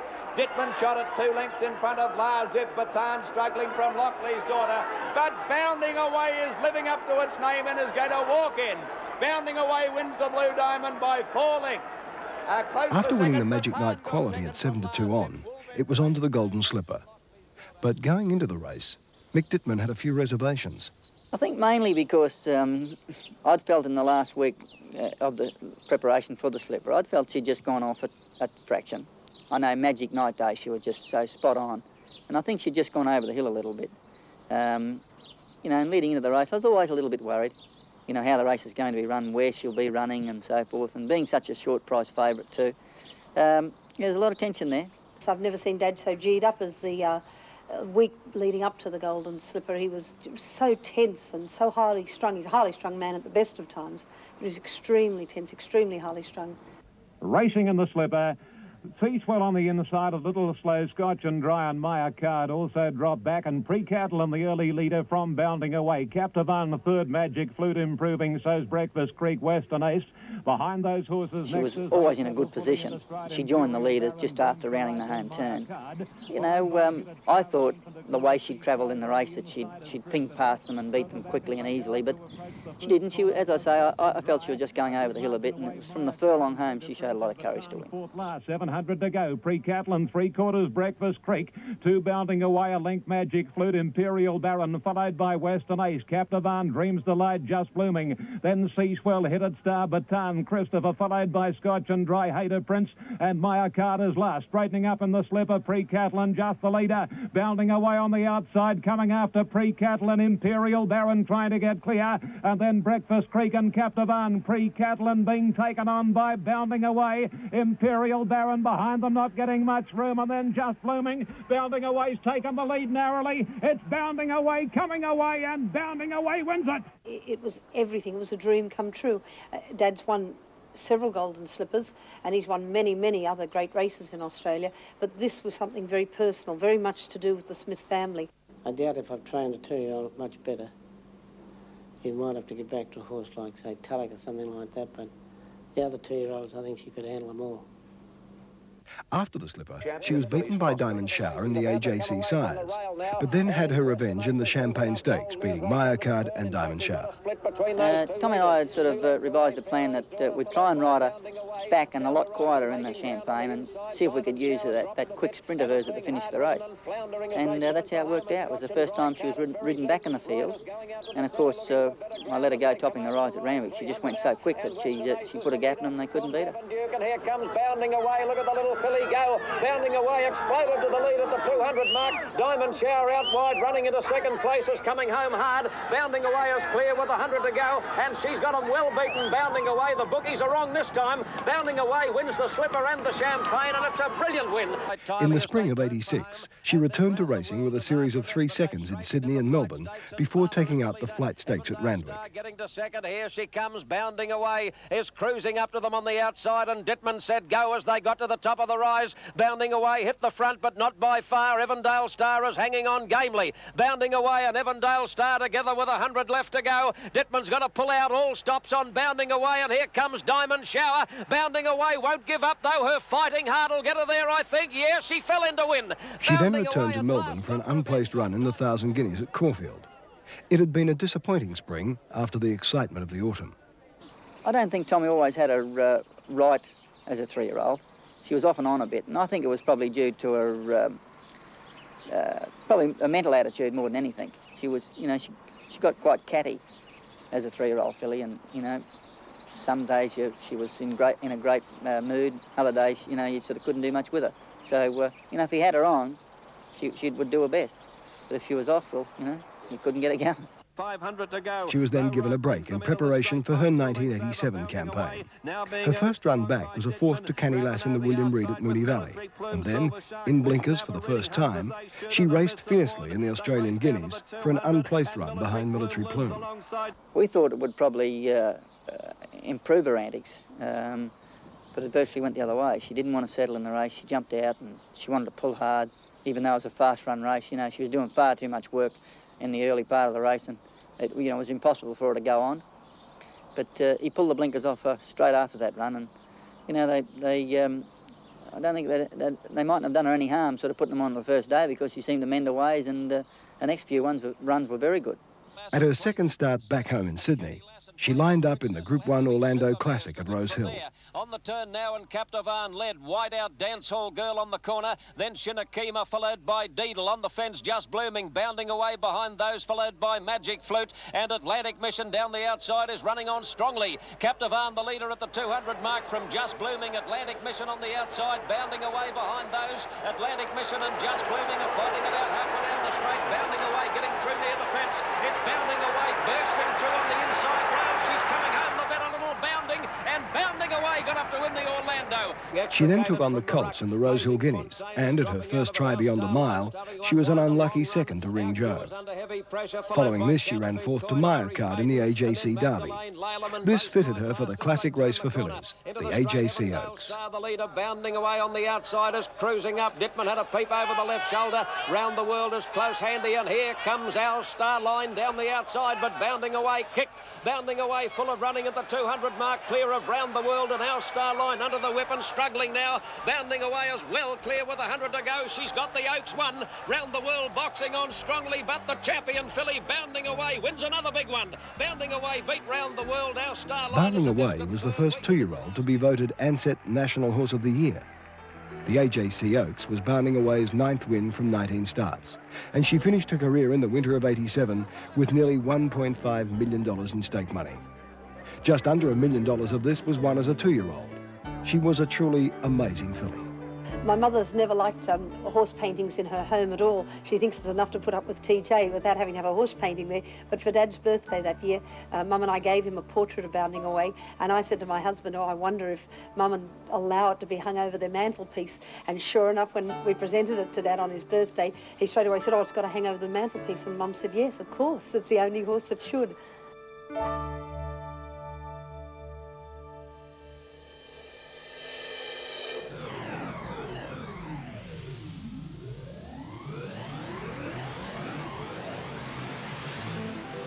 Everybody loves a champion, and everybody cheers a battler. It's one of the great moments in racing when they come together.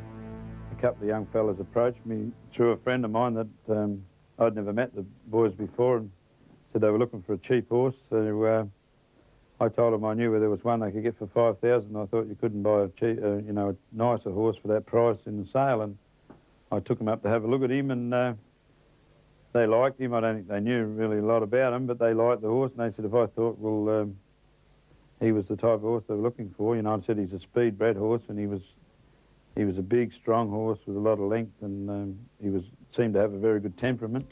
Wasn't the best walker in the world. He's pretty clumsy, and that's how it all started. And the boys bought him and formed a bit of a syndicate, and the rest of it's history, I suppose. There he turned out to be a top-line sprinter. Placid Ark won his first race at Bunbury and several other races at Ascot.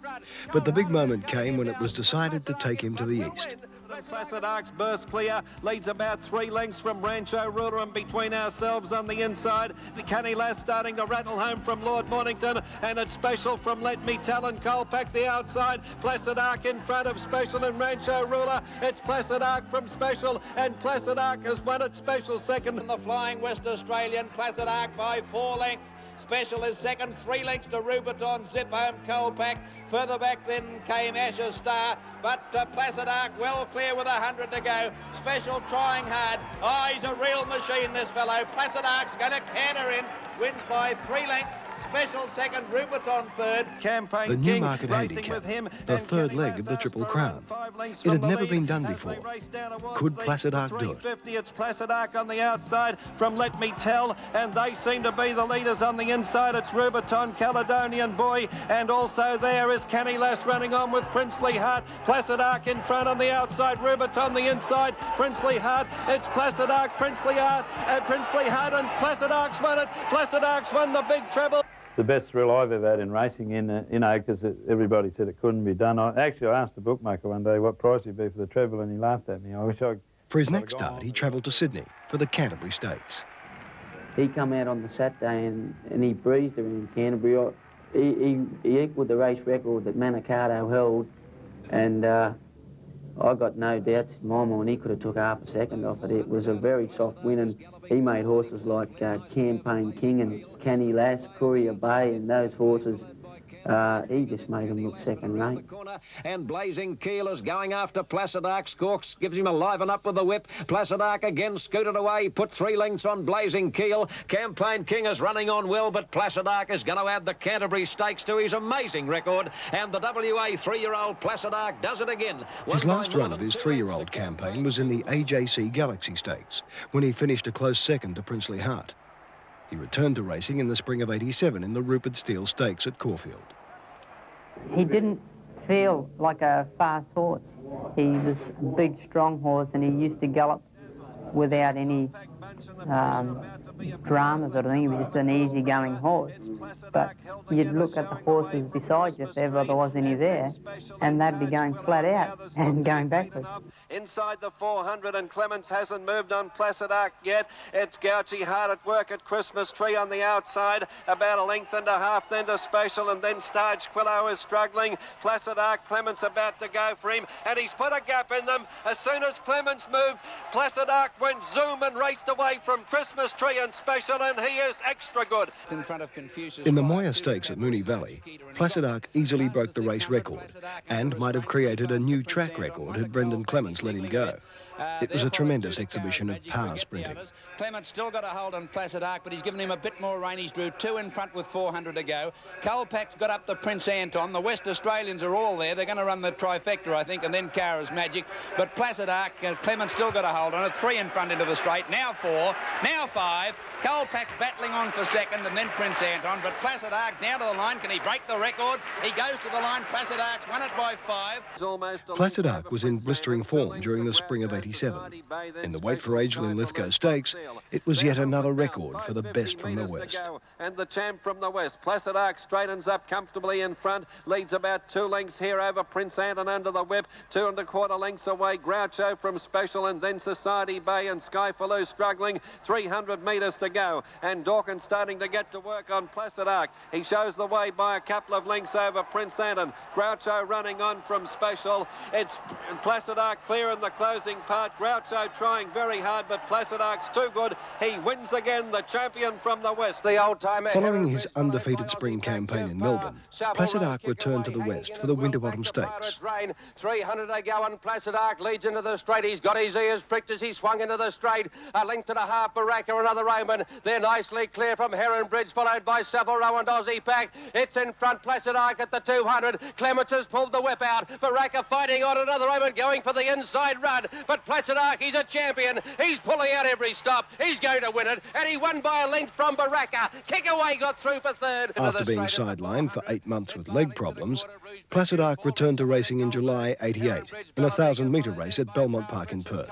Down the straight, 300 to go, and Placid Ark is in front. He's straight away by 2 lengths from on the outside. Skyfaloo, followed by Heron Bridge and Colpack. Placid Ark at the 100, nicely clear. He led by 2. Colpack is flying home along the inside rail, but the champion Placid Ark has won the day. Placid Ark, a length over. But a black cloud passed over the clear blue sky. After that race, Placid Ark returned a positive swab to the anti-inflammatory drug Depomedrol. Well, I was naturally disappointed the way they didn't actually really can the horse. A couple of people said, oh, he's a Depomedrol champion and that, but the way they sort of got about and saying that he wouldn't be the same horse without it, well, I didn't have to worry about that pressure. Shame, because I knew he was just as good without, because he won a lot of races without it, so I wasn't too worried about that. The champ was now in Melbourne preparing for the spring, and after failures in the Churnside and Manikato Stakes, he proved with a gutsy win in the Bobby Lewis Quality that he could win without medication. Placid Ark punched out, breaks back today. Placid Ark's won it today, he's led all the way. But then tragedy struck. Of the unfortunate race accidents which can happen, this was as severe as what we see. Yeah, that was a bad day. Diane rang me. In the morning about 8:30, and she said she's just heard from Wally that the horse has had an accident on the track, and they're taking it to the vets. This is Barry. What I'm trying to say is the horse will have to be put there. He done a fantastic job for me, put me on the map in the Eastern States, and it was just the rotten way to lose him. I think it changed their lives, a couple of them. you know, one of them was on the doll one part there, and they were going over there, and just the horse was sort of paying for everything, and I got to know them, they're great blokes.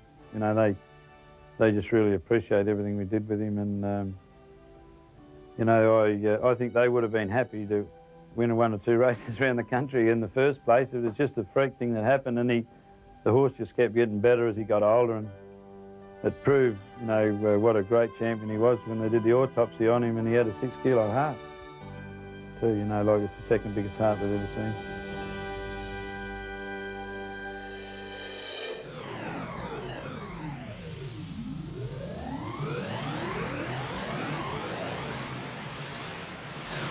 But Rubiton's in front. Oh, gee, is a good horse, like Harry said. 1.5 lengths to Vogue into the straight. 4 lengths to Allspade Drought Cossack Warrior. But Rubiton wins in a canter.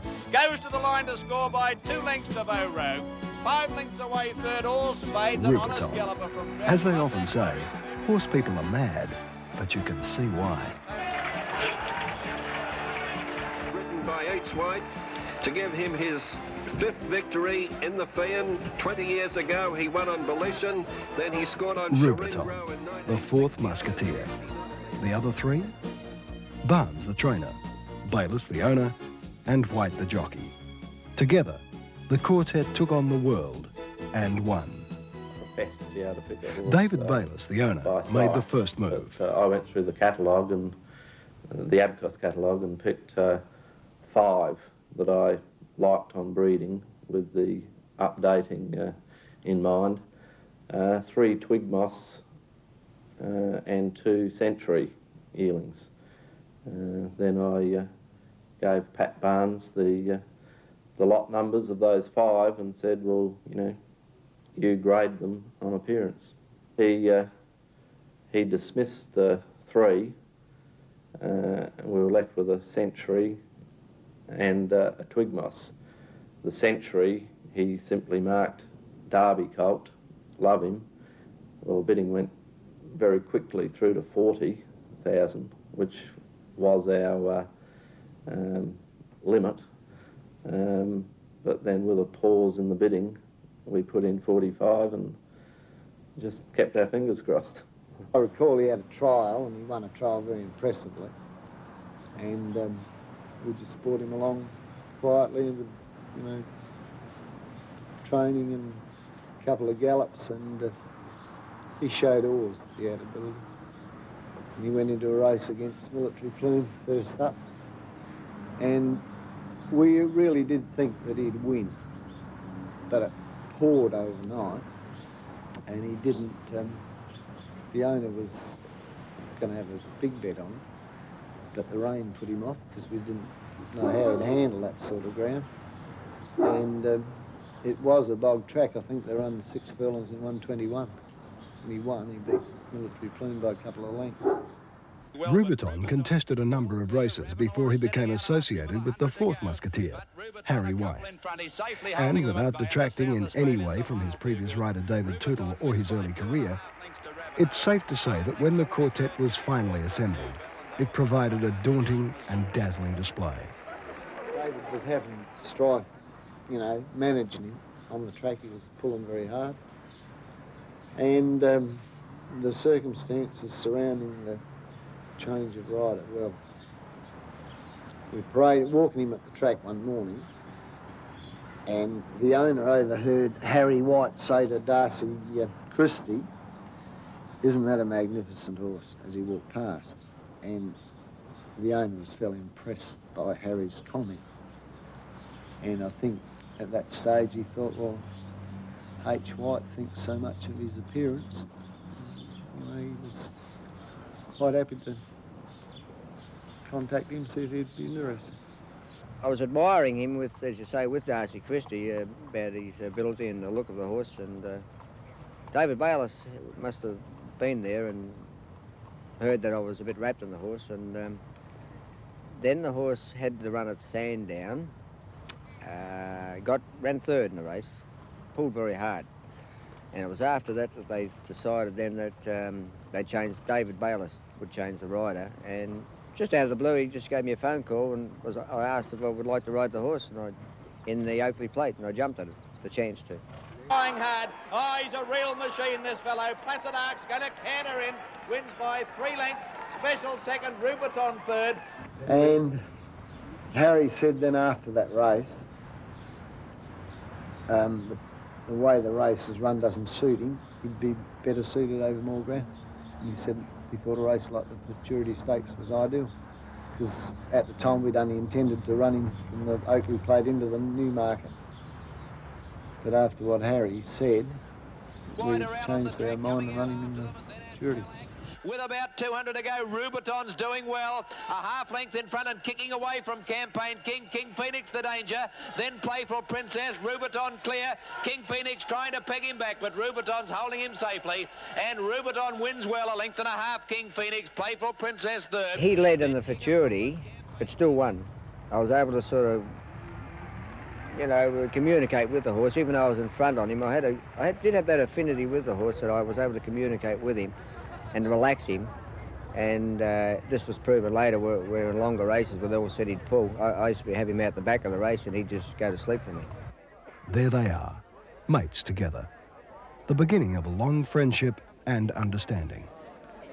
After he won that race, he'd really won Harry, and he was then prepared to get down to 50 to ride him in the Newmarket, which he did. And he always maintains that had he come down the outside that day, he'd have given Placid Ark a big shake. He continued his 3-year-old autumn campaign in Sydney with a second at Rose Hill in the Farlap Stakes, during which he was severely galloped on. This forced him to return to Adelaide for a lengthy spell.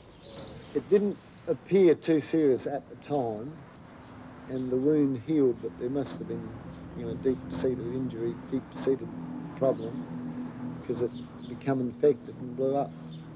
Harry came up one morning, rode him work, and he just said the horse is not riding himself. He said, take him home, he's too good to take risks with.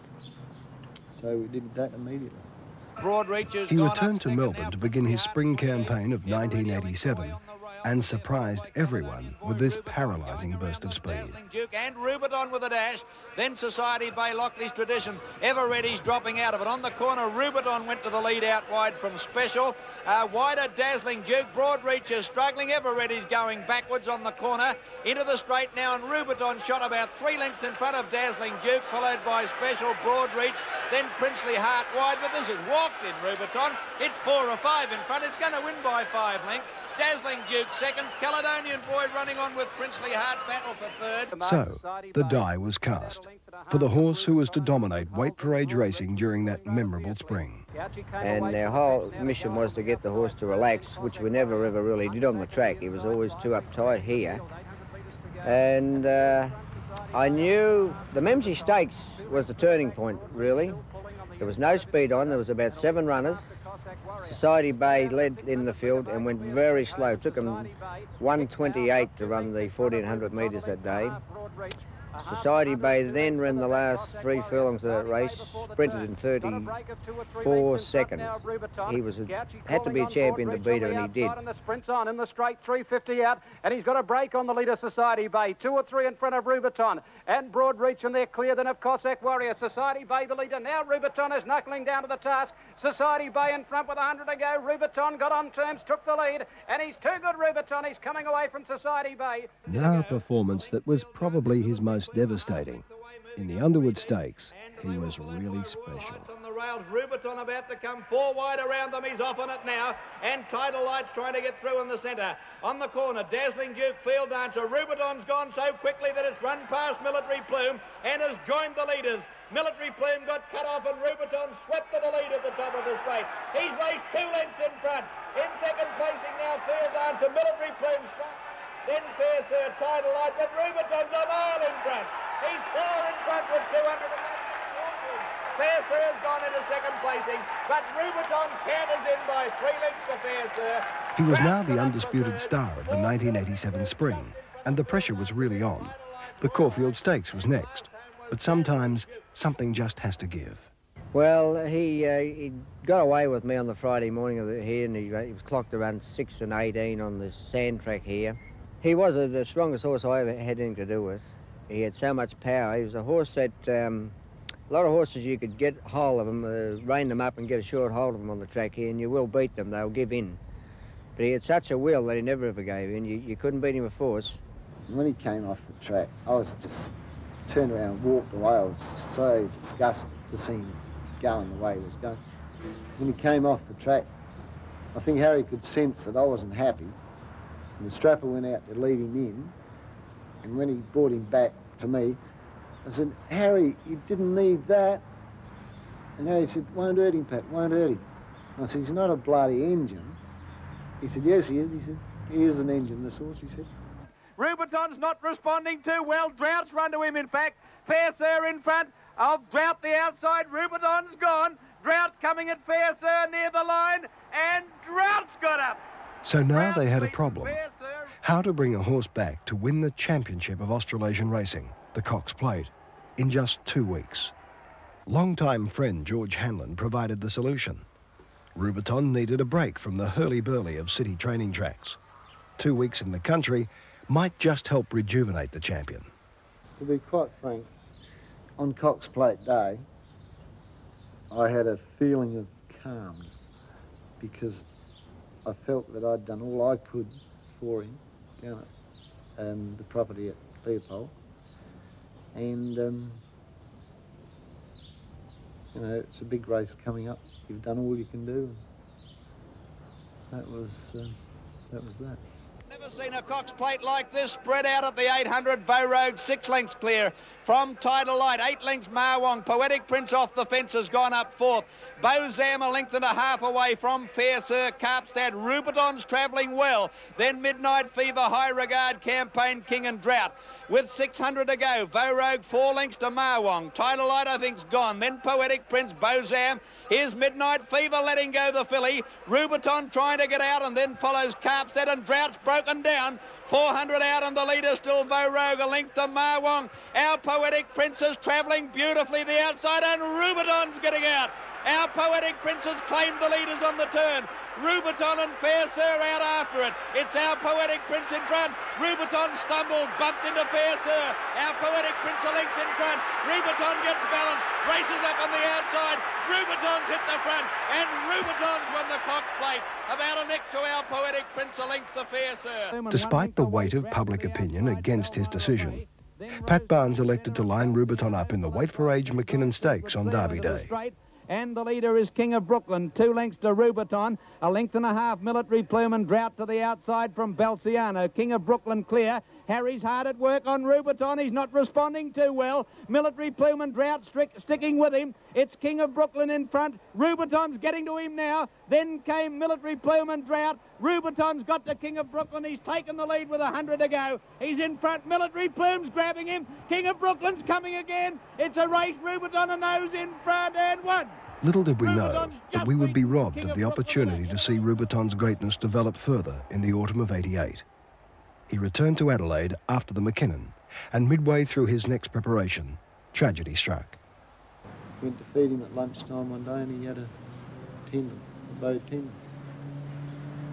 And to this day, I consider that it must have happened through the horse getting cast, because he was a horse you kept close watch on all the time, and I had never ever noticed any indication of tendon trouble until that particular time when I went to feed him.